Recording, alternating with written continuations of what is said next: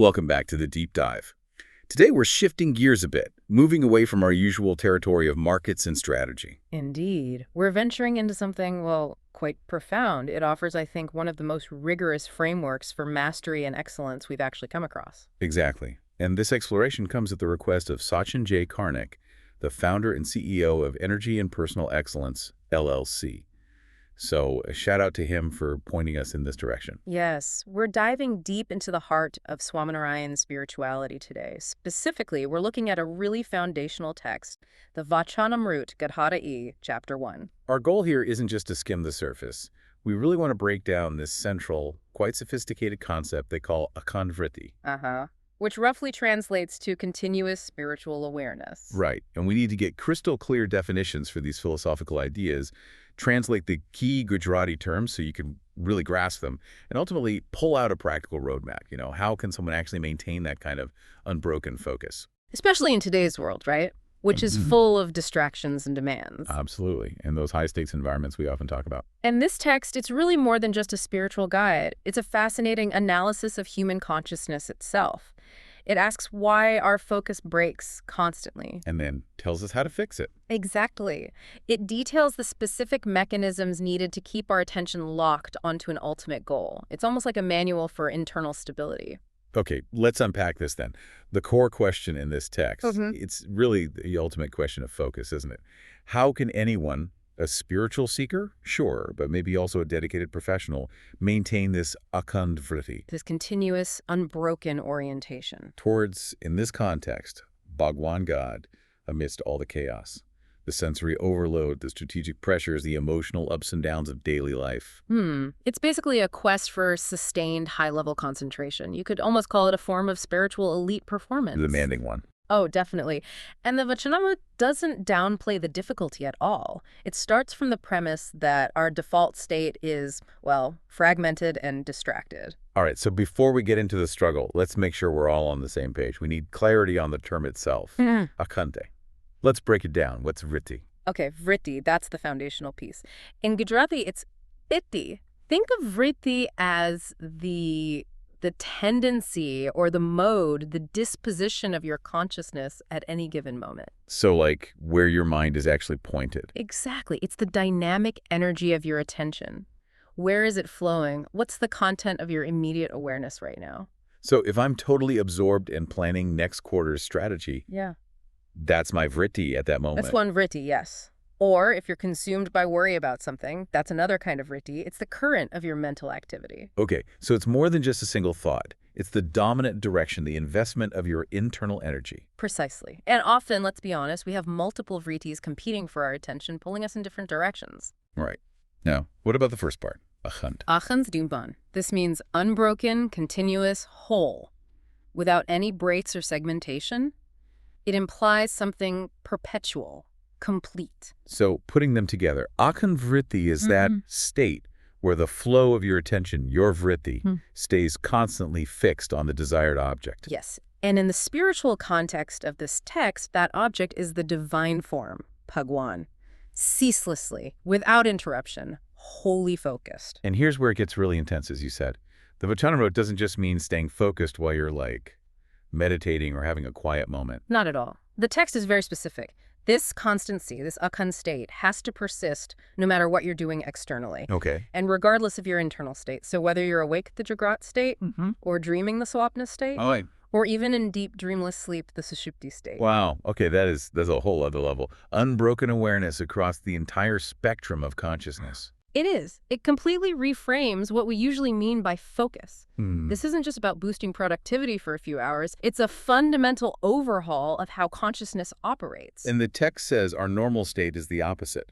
Akhand Vritti, broken awareness. Exactly. Segmented. Because, as the Vachanamrut points out, our vritti inherently drifts and naturally moves towards worldly things, towards the path of least resistance. Towards distractions, basically. Towards sensory objects, yes. The text calls them vishayas. And that pull, that magnetic attraction to the external world is what makes Akhand Vritti so challenging. It's not a passive state. It's an active struggle. Hashtag 1.2, the struggle of the inner instruments on Thakaran. Okay, so this internal battleground, where the fight against distraction happens, The text calls it the antakaran. That's right, the inner apparatus, the internal instrument that governs our consciousness. We probably need to spend some time defining this, because it sounds like this is the mechanism we need to understand and, well, maybe subdue. Subdue and redirect, yes. Understanding the antakaran is key to understanding how Akhand Vritti can even be possible.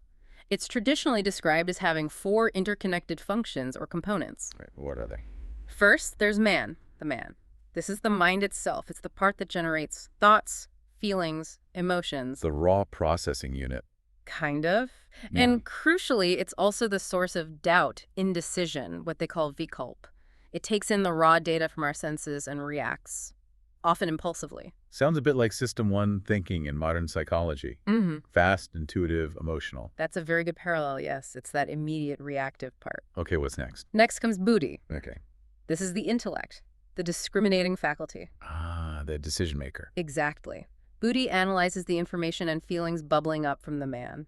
It's supposed to discern truth from falsehood, make judgments, resolve the indecision from the man, and arrive at nishchay, firm conviction or determination. So the rational analytical part. System 2, thinking. Precisely. The part that can step back, analyze, and direct. Got it. Mind, intellect, what else? Then there's chitta. This is a bit complex. It's often translated as consciousness or attention, but a key aspect is memory. Memory. Yes. Chitta is like the storehouse for all our past experiences, our impressions, samskaras they're called, all those latent desires, fears, habits, they reside in the chitta. And these stored memories constantly influence the other parts, the man and buddhi. Constantly. They color our perceptions, fuel our reactions. Think of it like this. If man is the engine and buddhi is the driver, chitta is the fuel tank, often filled with, well, baggage from the past that affects the journey. Okay, that makes sense. A compromised chitta almost guarantees a wandering vritti. It makes it much harder, certainly. And the final component is ahankar. The ego. The ego, yes, or I-ness. It's that fundamental sense of self, the instrument responsible for self-identification, that deep feeling of, I'm doing this, I am this body, I'm successful, or I am a failure. And where we identify ourselves dictates where our vritti goes. Absolutely. The ahankar determines what we attach ourselves to, what we invest our psychic energy in protecting or enhancing. And the Vachanamrut points out a core issue here. The man, the mind, is constantly being pulled around by the senses, the indriyas. Correct. Pulled toward those sense objects, the vishayas. The text is clear. Unless the mind is deliberately and firmly fixed on Bhagwan, on the divine, the external world through the senses will hijack the antakaran. So the default trajectory is outwards, towards material stuff. Outward and arguably downward in a spiritual sense, towards entanglement with the temporary. That's why the Mukshupsthaipana, the aspirant, the seeker, has this core task. Which is? To work diligently, constantly, to keep the antakaran, especially the man, attached to the divine form, to prevent it from straying because of that relentless pull from the senses and the world. It requires, well, a kind of constant vigilance. So why is this so hard? Why does the vritti keep wandering off? The text immediately points to the root cause. Spiritual ignorance. Yes, but it's more than just not knowing things. It's a fundamental misidentification, a deep error in self-perception. This ajnana is what binds the soul, the jiva, and prevents the vritti from finding a stable anchor in the divine. So it's an active confusion about who we really are. What's the specific mistake we're making, according to the text? The core mistake, fueled by Aphron, is identifying ourselves with the temporary, perishable body. The physical self, yes, but also everything associated with it. Our roles, our status, our relationships, our possessions. Body consciousness. Exactly. We start believing I am this body, or I am this job title, or I am defined by my worldly success. But the text says the jiva's true nature is the atma. The soul. Which is eternal, conscious, blissful, separate from the temporary vessel. When the soul forgets this and thinks it is the temporary stuff, the vritti naturally gets invested in protecting and promoting that temporary identity. And this confusion goes pretty deep, right? The Vachanamrut mentions 3 bodies. It does. It's not just about getting confused with the physical body, the stouth or gross body. The misidentification extends deeper. To what? To the subtle body, the sukama sharir, which actually includes the antakaran itself, the mind, intellect, ego, and even deeper to the causal body, the karan sharir, which is like the seed body holding all the latent impressions. Wow. So true realization means seeing yourself as separate from all of that, even your own mind and ego. That's the goal. The jiva needs to realize it is the atma, distinct from all three temporary coverings. If any part of your vritti is still attached to, say, the success of your intellect, buddhi, or the pride of your ego, ahankar, then ajnan is still operating. You're still identifying with the subtle body. Which means, as the text warns, you can't fully achieve the goal. Your focus, your vritti, is fundamentally diluted because you're spending energy managing a case of mistaken identity. Precisely. Energy spent on the temporary can't be fully invested in the eternal. Hashtag 2.2, the obstacle of ego as mita. Okay, so ajnan is the root confusion. And one of its immediate, really powerful offshoots is this thing called asmita.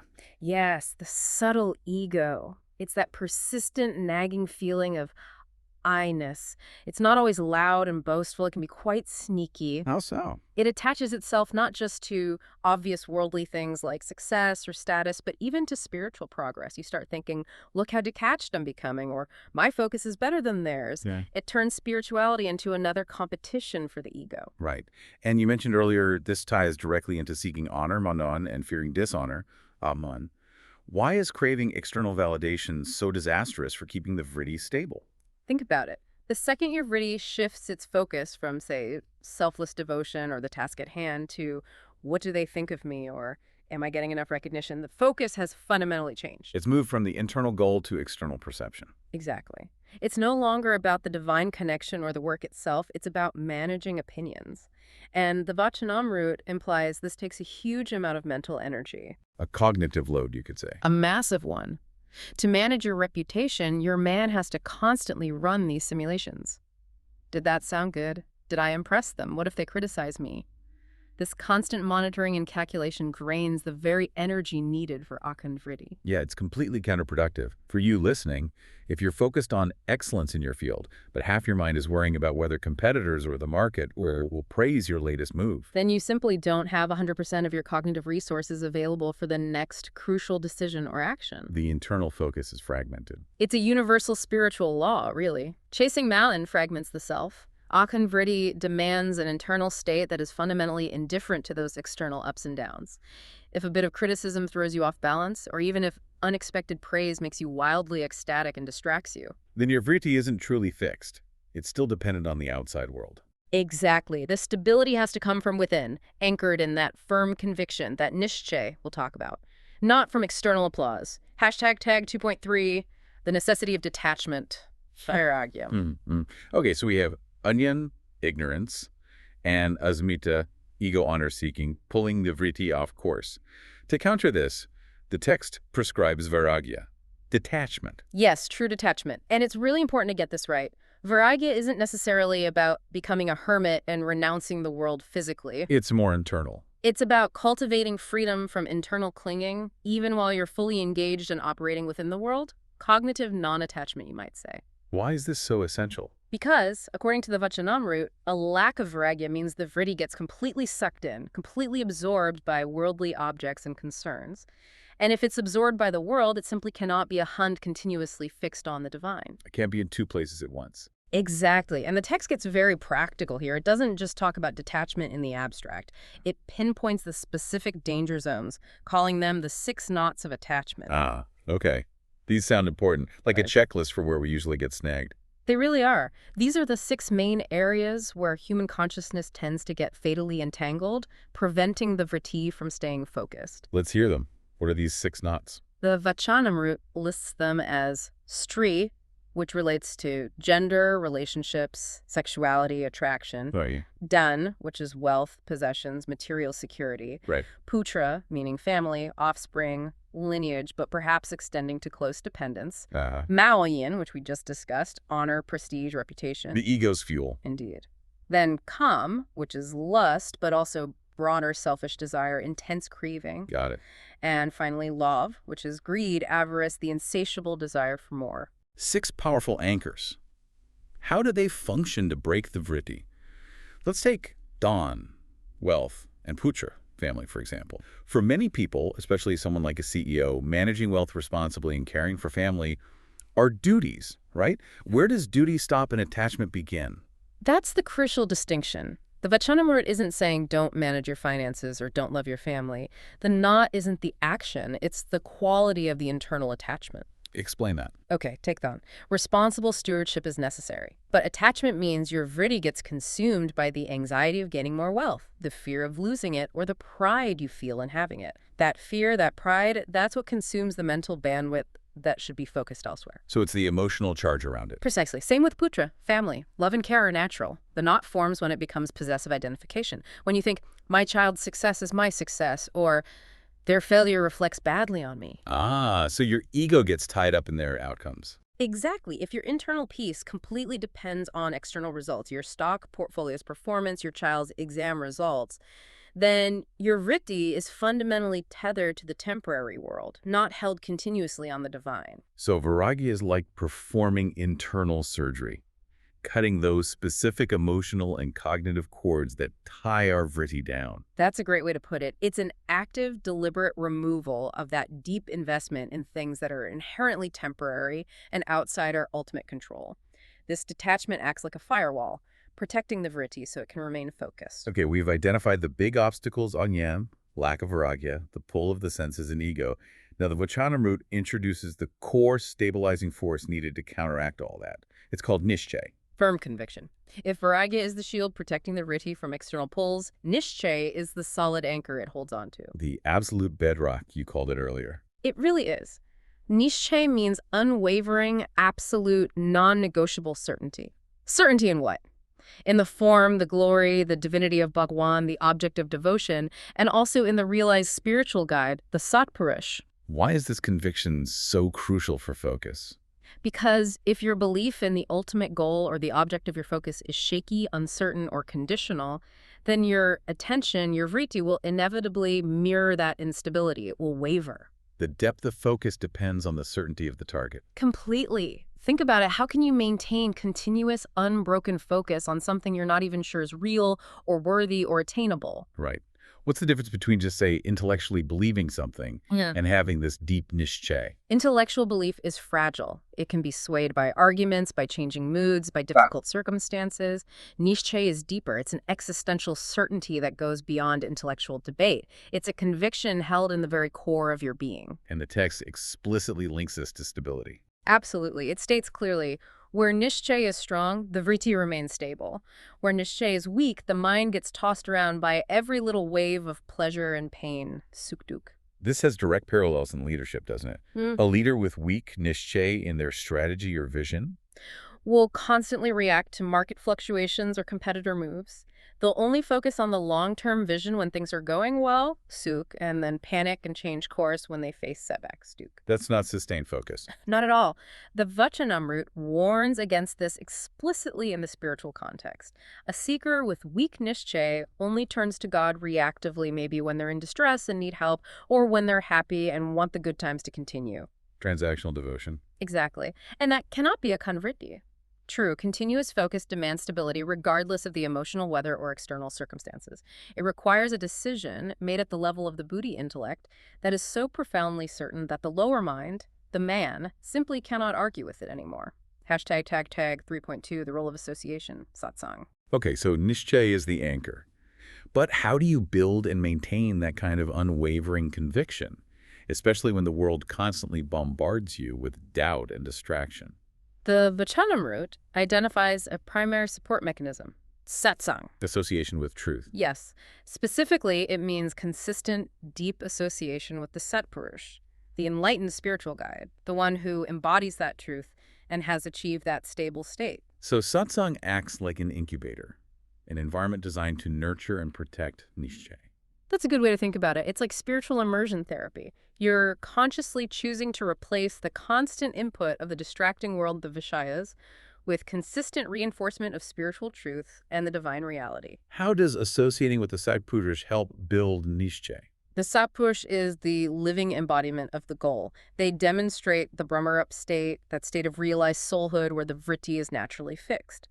By associating with them, observing them, listening to them, the seeker gets continuous, vivid proof that the state is real and attainable. It makes the abstract concrete. Exactly. The true, deep understanding of the divine form, the conviction in its manifest presence, what the text calls pratyash, often comes through the guidance and example of the realized soul. They provide the living blueprint. So the Satpurush, the Brahmarup Sant, acts as a stable reference point, a perfect model of fixed vritti. And their presence helps stabilize the seeker's own turbulent mind. Yes, it's like a tuning fork. The stable vibration of the guru helps resonate and stabilize the wavering mind of the disciple. Without that regular association, the vritti is far more susceptible to being pulled off course by doubts, worldly influences, and the negativity we inevitably encounter. Hashtag 3.3, the mechanics of vritti stabilization. Let's get practical now. We understand the need for nischay and satsang, but what's the actual work involved in stabilizing the vritti day to day? The text mentions the mind and senses can't just be switched off. No, they're powerful instruments. You can't just suppress them forcefully for long. They need to be redirected. This requires constant, diligent effort. The text calls this abhis practice. Obvious. Okay, so this is the actual training regimen. What does it involve? It involves the relentless, moment-by-moment process of catching the vritti. The instant it starts to wander off towards a distraction, a vishaya, an old attachment, a worry about Maran, and then consciously, deliberately pulling it back, refocusing it onto the chosen object, the divine form, again and again and again. That sounds exhausting. A minute-by-minute commitment. It is total commitment, especially in the beginning. The goal of abhyas is to repeat this redirection so consistently that focusing on the divine becomes the new default habit. A strong, positive samskara or mental groove is formed. Replacing the old grooves of distraction. Precisely. And the Vachanamrut uses a powerful analogy here. It compares our attachments, those knots we talked about, to subtle knots or tangles, granthi, woven deep within the fabric of the antakaran. Okay, how does that knot analogy help understand the mechanics of focus? Imagine your vritti is like a single, smooth thread meant to connect your consciousness directly to the divine anchor. Every attachment you hold on to, wealth, honor, family, even subtle desires, acts like a tiny snag or knot, granthi, in that thread. So when you try to pull your attention back towards the divine, the thread catches on these knots. It stops the smooth, continuous flow. Even a small knot can cause a break. A small knot might cause just a momentary flicker or break in the vritti. But if you have many knots, many attachments, they create significant resistance, maybe even complete blockage, making Akhand Vritti impossible. So achieving Akhand Vritti requires dissolving these knots, untangling the antakaran. Yes. The abhyas of constantly redirecting the vritti, backed by the strength of nischay and vairagya, is the process that gradually loosens and dissolves these deep-seated internal tensions and attachments. And the text also uses the analogy of polishing a mirror. Right. The mind, antakaran, is the mirror. Worldly impressions, attachments, desires, these are the tarnish that clouds the mirror. The constant practice, the abhyas of focusing on the divine, is like continuously polishing that mirror. Until the tarnish is completely removed. Then the mirror naturally, clearly, and effortlessly reflects the divine image. At that point, the vritti becomes naturally fixed, akhand, without strain. Okay, we established earlier that truly akhand, unbroken vritti isn't just for when we're awake. It has to span all three states. Yeah. Waking, dreaming, and deep sleep. Waking, Jagrat, is tough because of the constant sensory input. But how on earth do you maintain focus when the senses are off, like in sleep? This is really the ultimate litmus test of how deep the purification and focus have gone, because in swapna, the dream state, and sushupti, deep, dreamless sleep, the gross physical body and its senses are inactive. Right. But the subtle body, the antakaran, with its man, buddhi, chitta, and ahankar, is still operating, at least partially, especially in dreams. So if the purification has only been superficial, then all those underlying attachments, those latent desires and fears, samskaras stored away in the chitta, will immediately surface and play out in your dreams. Okay, so if I spend all day practicing detachment from wealth, but then I have anxious dreams about the stock market crashing, then your vritti is definitely not akhand. The dream state acts like a window into the unpurified subconscious contents of the chitta. If those attachments are still active there, they'll manifest in dreams. So the text demands that even during the subtle mental activity of dreaming, the vritti must remain oriented towards Bhagwan. That's the standard. It proves that the purification process, the agyas, has successfully reached and transformed those deeper subconscious layers of the mind. If the mind is still chasing dream objects or getting caught in dream dramas, the waking state effort hasn't been sufficient to achieve true akhand status. Okay, dreams make some sense. But what about deep sleep, sushupti? That state feels like pure blankness, cessation of thought. How can focus persist there? It's subtle. In deep sleep, the active mind, man, and intellect buddhi, are temporarily resolved or merge back into their source, the causal body, Karan Shari. There is an active thinking about God in the way we normally understand it. So what does Akhand Vritti mean in that state? It means that even in that state of dissolution, the soul's fundamental orientation, its essential connection or lean towards the divine, remains unbroken. It's like the underlying set point of the consciousness. So it's not about active thought, but about the soul's inherent state. Exactly. It proves that the focus is no longer dependent on mental activity, which ceases in deep sleep, but has become the natural intrinsic state of the realized soul, fully aware of its separation from the temporary bodies and perpetually oriented towards the divine. That underlying connection persists even when the mind is offline. Hashtag 4.2, the transformation to the above. Now, bringing it back to the waking state, where we spend most of our time interacting with the world. To maintain that unbroken focus amidst people and events, the Vachanamrut emphasizes cultivating something called divya, Divine vision. or divine disposition. What does that mean practically? It means learning to see God, the spiritual guide, Satpurush, fellow devotees, and even the world itself, not through the lens of ordinary, flawed human perception, but with a divine, flawless understanding. Why is that crucial for Akhand Vritti? Because if the seeker perceives the world, or critically perceives the Satpurush or other devotees, with Manushya-bhav, that is, with normal human judgment, they will inevitably find faults, imperfections. Dosh, the text calls them. And finding fault breaks the focus. Immediately, the moment your vritti latches on to a perceived flaw in the object of devotion or in the guide, or even in the spiritual community, doubt creeps in. The intellect, buddhi, starts questioning.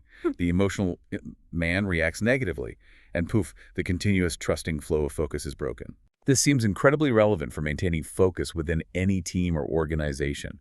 If you're constantly focused on the flaws of your colleagues or your leader, your nischay in the shared mission weakens, your collaborative energy fragments, and your own focus on the goal is compromised. You waste energy on judgment instead of execution. So the practice of divyabhav is actively choosing not to focus on faults. It's defined as deliberately eliminating that tendency to seek out or dwell on dosh.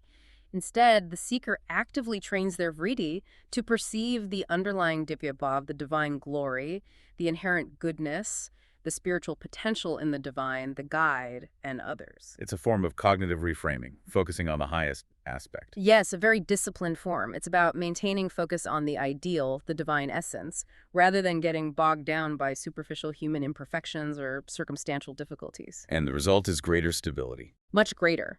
When you cultivate divyabhav, your internal state, your vritti, is no longer constantly fluctuating based on whether you perceive merit or fault in others or in circumstances. This contributes significantly to achieving that steady Akhand state. The Vachanamrut makes it clear that the ultimate goal for the mumukshu, the seeker, is to reach the state of the fully realized soul. This state is called Brahmarup. Yes, becoming Brahmarup. This means attaining the qualities of Brahman, the ultimate reality. It signifies realizing oneself as the pure Atma, completely distinct from the three bodies, Stu, Sukrama, Karan, and untouched by Maya, the illusion of the material world. And this realization is the essential prerequisite for achieving the highest form of liberation and communion with God. Correct. You have to become like Brahman to fully unite with Parabrahman, the supreme God. And for a soul who has achieved this Brahmarup state, what happens to their vritti? Is Akhand Vritti still a struggle for them? No, that's the key difference. For the Brahmarup soul, Akhand Vritti isn't something they have to constantly work at through abhyas. It's their natural inherent state, their smarup. Effortless focus. Effortless and perpetual. Their consciousness is simply fixed on the supreme form of God as a matter of course. Why? Because they have completely dissolved all those internal knots, the grances of attachment. They have transcended ajnan, the root ignorance. Their mirror is permanently polished. And the Brahmarup guru, the Satpurush, plays a critical role here too. Absolutely. The Satpurush not only provides the living example of the Brahmarup state, but also creates the necessary spiritual environment, the satsang, that helps the seeker shed their own body consciousness and gradually attain that same fixed, spontaneous state of focus. They guide the aspirant towards that effortless reality.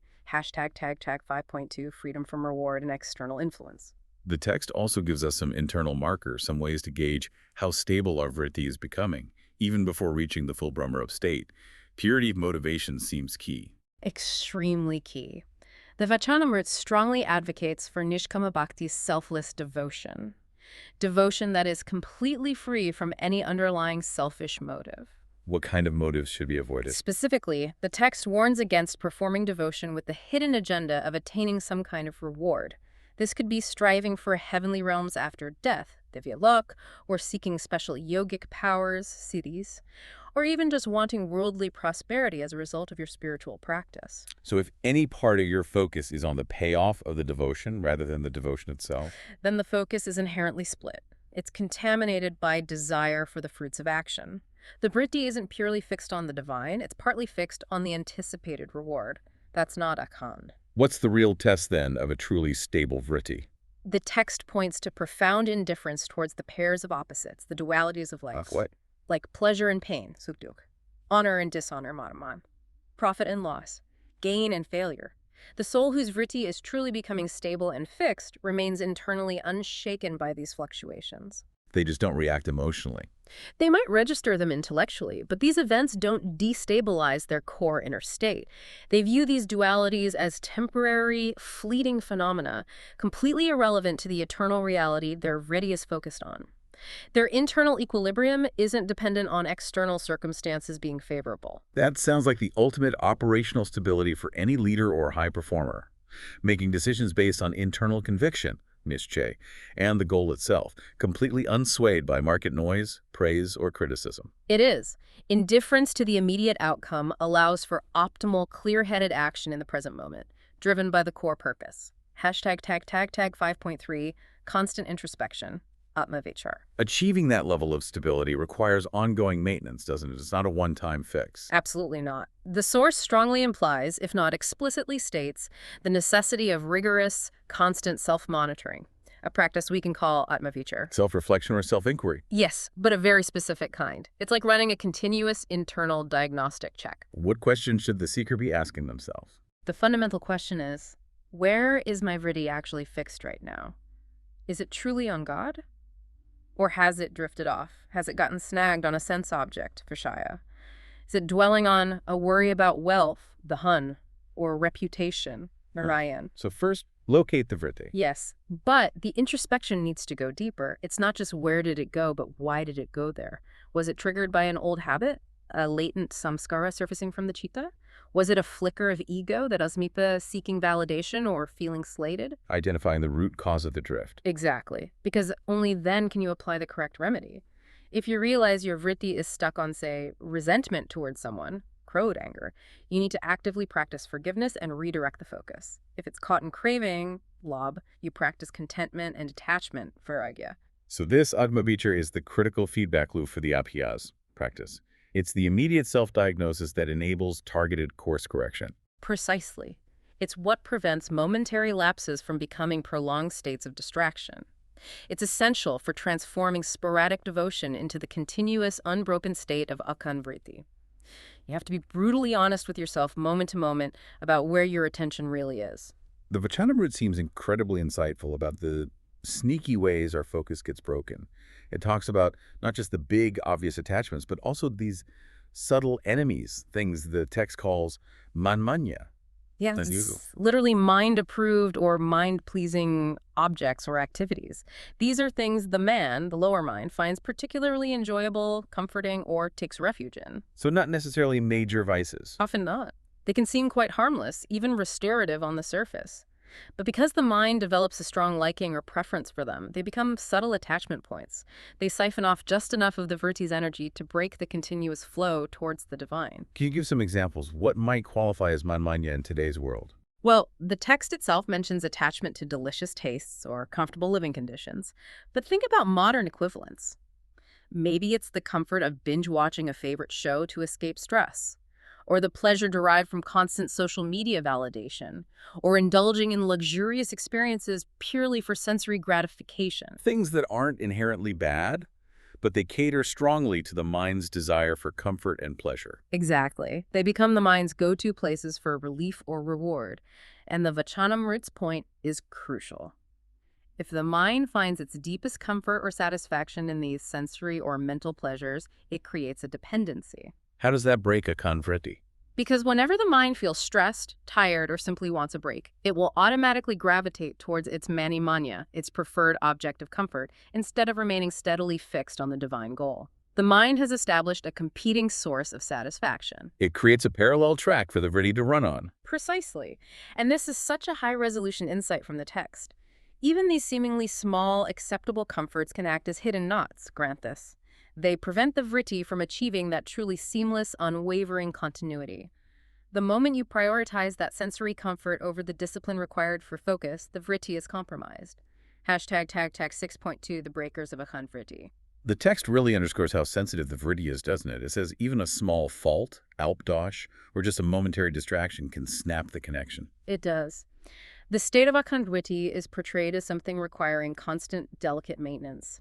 And interestingly, the effort needed to maintain it, once established, is presented as far less than the effort required to reestablish it once it's been broken. Prevention is better than cure, spiritually speaking. Very much so. Right. And the text reiterates that last of the major vritti breakers, almost amplifying their destructive power. The 6 knots. Yes, but also linking the external attachments to internal vices. It shows how attachment to dhan, wealth, stri, relationships, gender, and the craving for masan, honor, directly fuel the internal fires. Which are? Kam, lust, selfish desire, krodh, anger, resentment, and law, greed. When these internal states flare up, triggered by external attachments or frustrations, they completely hijack the antakaran. They consume vast amounts of mental and emotional energy. Leaving the seeker feeling fragmented, exhausted. And utterly incapable of maintaining Akhand Vritti. The focus is shattered. And you mentioned the penalty for letting it break, the effort needed to fix it. Right. The source implies that once the vritti is significantly broken, getting it back on track requires intense effort, described using the term yog, which here implies strenuous spiritual discipline and exertion. It's like having to completely rebuild something that's collapsed. Which really underscores the value of that constant vigilance, that preventative maintenance against the pull of the manmanya and the 6 knots. It's spiritually costly to let the focus lapse significantly. Okay, let's assume the seeker puts in the work. They practice abhyas, cultivate vairagya, build nischay, avoid the pitfalls. What's the experiential result? What does achieving Akhand Vritti actually feel like? The text uses the term pratyaksh. Pratyaksh. It means directly manifest, immediately visible, tangibly present, experienced firsthand. So the goal isn't just an idea of God, but a direct experience. Exactly. The aim is the constant, uninterrupted pratyeksha vision or experience of God's form. It's achieving a state where the divine form isn't just something you remember or think about occasionally, but is continually present within your mental space, like a constant companion. So it becomes the primary reality within the mind. Yes, it's not just a memory recalled. It's a living, internal, cognitive reality. The mind, antakaran, having been purified through vairagya and fixed through nischay and abhyas, now functions like a clear, steady lens. Through which the divine is constantly viewed. Constantly perceived. And the real test, the text suggests, is whether this internal pratyaksha persists even when your eyes are open and you're dealing with the complexities of the external world. So you're seeing the world, but also seeing God simultaneously. Or rather, seeing the divine form as the underlying primary reality behind or within the transient forms of the world. Worldly objects are still perceived, obviously, you still function, but they don't capture the core of your vritti anymore because the prataksha presence of the divine occupies that central, unwavering space in your consciousness. The mind's focus has been successfully and permanently redirected from the Vishayas to Bhagwan, hashtag tag 7.2, seeing God everywhere. Savartaskapan.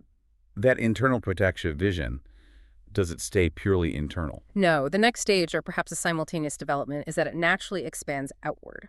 This leads to the state described as sarvatra, Meaning everywhere. seeing God everywhere. This represents the ultimate transformation of perspective. It goes beyond just holding the divine form internally. How so? It means starting to perceive the divine essence, the glory and presence of God, permeating everything, all actions, all people, even difficult ones, all objects, all situations. So the division between the sacred internal vision and the mundane external world dissolves. Exactly. When Akhand Vritti coupled with Divyabhav becomes fully realized, the individual sees Bhagwan everywhere. Every interaction, whether it's a business meeting, a family discussion, or dealing with a challenge, is viewed through a divine lens, not just a worldly or egoistic one. How does this help maintain the Akhand Vritti itself? Because if you genuinely realize that the divine essence permeates everything, then there's nothing purely mundane or worldly left to attach to in the old way. You don't get pulled towards fleeting objects because you see the eternal within them. Ah, so the world itself stops being a source of distraction because it's perceived as sacred? Precisely. It prevents the vritti from getting snagged on the temporary nature of things because you're constantly aware of the divine presence underlying it all. Everything becomes a potential reminder, a point of focus for that continuous divine awareness rather than a competitor for it. Hashtag 7.3, the example of the realized scent. Throughout the Vachanamrut, as you mentioned, there's often this contrast drawn between the struggling seeker, the mumukshu, and the fully realized saint, the Brahmarup sant. Yes, it's a key teaching method. The saint serves as the living proof that this state of Akhand Vritti, Pratyaksha, and Sarvatra is not just a theoretical ideal, but an attainable human reality. And their life demonstrates what it looks like in practice. Exactly. The mumukshu is characterized by the struggle, the intense effort Abhyas needed to constantly pull the wandering vritti back. For the realized saint, however, that same focus is effortless, natural, complete. It's just how they are. What's particularly illustrative is how the saint operates in the world. Right. The text often highlights that the Brahmarup saint may be incredibly active, managing large projects, teaching thousands, dealing with complex organizational matters. Externally, they look fully engaged. But internally? Internally, they remain completely detached. Their vritti is unshakably rooted in the divine. They are acting from a state of Akhand Vritti, from that akal sthiti or unmoving stability we'll discuss. Their actions flow from that fixed center rather than being reactions to external pulls or internal desires. So their engagement with the world doesn't break their focus? Not in the slightest, because their mind is that perfectly polished mirror, constantly reflecting the divine, regardless of the scenery passing before it. They demonstrate that profound activity and profound inner stillness can coexist perfectly. So pulling together the how-to from Gada I1, it seems like there's a dual approach required. It's not just one single technique. That's right. It's a synchronized effort addressing both the practitioner's sense of self and the object of their focus. You could describe it as a twofold path. What's the first path? The first is internal purification. This involves the deep work of realizing the Atma, the true self, as distinct from the three bodies and from Maya.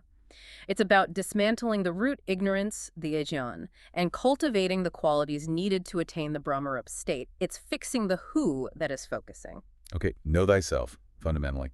And the second path? The second is external focus, though external here means external to the pure Atma. This is the relentless work of concentrating the entire flow of the vritti onto the form and glory of Bhagwan, the chosen divine ideal. This requires building and maintaining that unwavering nishchay. So you have to work on both simultaneously. You can't just meditate on the self without focusing on God, or focus on God without understanding your true self. The implication is that they reinforce each other. Realizing your true nature helps you detach from the world, making focus easier. Focusing intently on the divine purifies the mind, which aids in self-realization. It's a synergistic process. And underpinning both paths is that constant practice, obvious. Absolutely essential. The text hammers this home. It's not enough to intellectually understand ajnan or desire vairagya.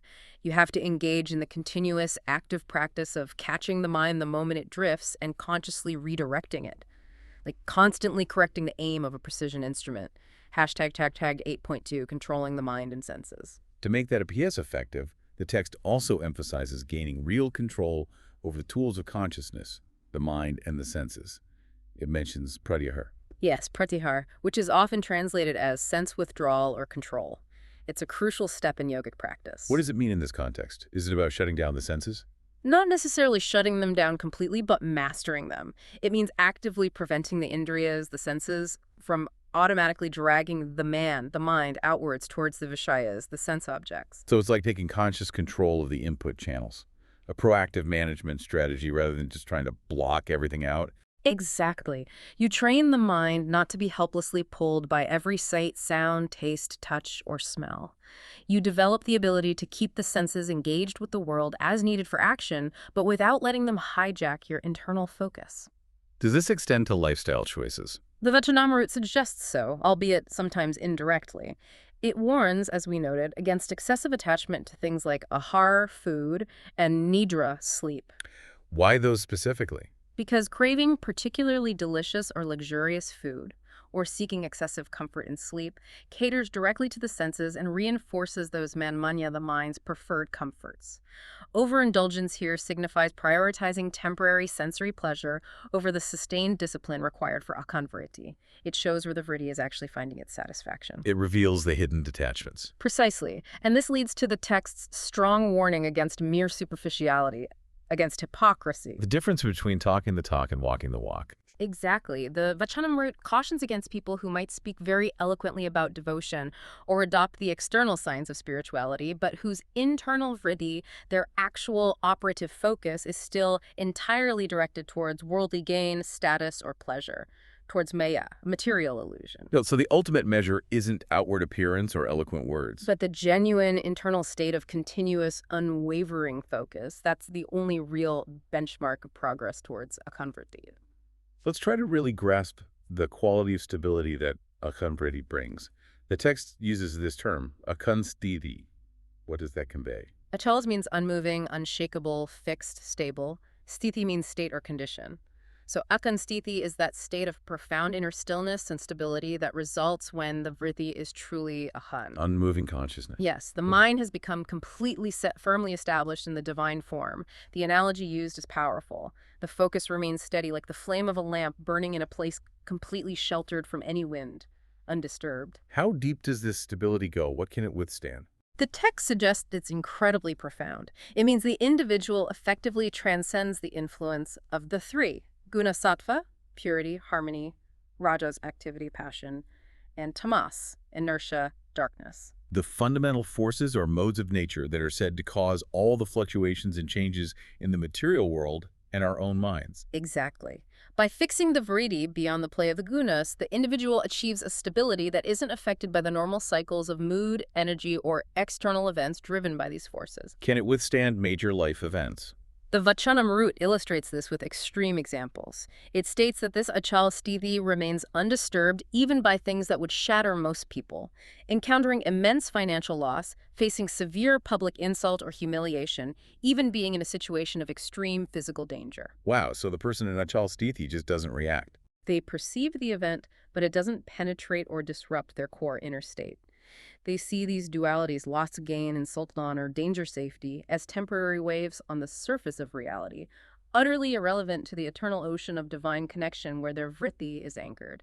Their inner peace, their anand or bliss, comes from the continuous prataksha vision of God, so external circumstances simply cannot take it away. That is the ultimate form of resilience, spiritual anti-fragility. It guarantees that any action or decision comes from a place of deep stability and principle, not from fear, reaction, or chasing temporary gains.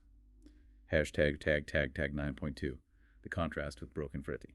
And to truly appreciate the significance of Achal Sthiti, the text implicitly asks us to contrast it with the internal reality of the seeker whose vritti is still frequently broken. A person still struggling, still caught in the effort of upyas. What's their internal state like? It's often characterized by continuous internal turmoil. Because they haven't achieved complete vairagya detachment or unwavering nishchaya conviction, their mind is constantly being pulled in opposite directions. A tug of war. Exactly. A constant battle between their spiritual aspirations on one side and their lingering material attachments, desires, and fears on the other. The vritti is fragmented, jumping back and forth. Leading to mental chaos. Mental chaos, indecision, anxiety. It often results in a frustrating cycle. Periods of feeling spiritually uplifted, followed by crashes into despair or distraction when worldly pressures or desires resurface. The antikadan is in a state of perpetual stress and division. It's an exhausting way to live. And while the text clearly emphasizes the need for intense personal effort, does it suggest that achieving the final, perfect Achal Sthiti is purely down to effort? Not entirely. While rigorous effort is absolutely necessary, you have to do the work of purification and redirection. The text also implicitly acknowledges the role of grace, kripa. Divine grace. Yeah. Or the grace of the Satpurush. Both are often seen as interconnected. The idea is that the ultimate, effortless, seamless stability of Achal Sthiti, the state experienced by the Brahmarup soul, is perfected or fully blossoms through grace. So effort earns grace. You could say that. The sustained, sincere, disciplined effort of the seeker in practicing abhyas, cultivating vairagya, and strengthening nishchay, aligns their consciousness perfectly. It makes them receptive. And then, grace bestows that final, unshakable, effortless state. The effort prepares the vessel, grace fills it to overflowing. So if we bring together all the threads from Vachanamrut G P 1, what emerges is a remarkably coherent spiritual technology, a clear path towards achieving the state of Akhand Vritti. It seems to rest on three absolutely essential interconnected pillars. Okay, let's summarize them. Pillar 1, the foundation, the anchor. That has to be Niche. Unwavering conviction in the divine form and the guide, constantly reinforced and nurtured through satsang, that association with truth. Pillar 2, the protection, the shield. That's Vairagya. Complete detachment.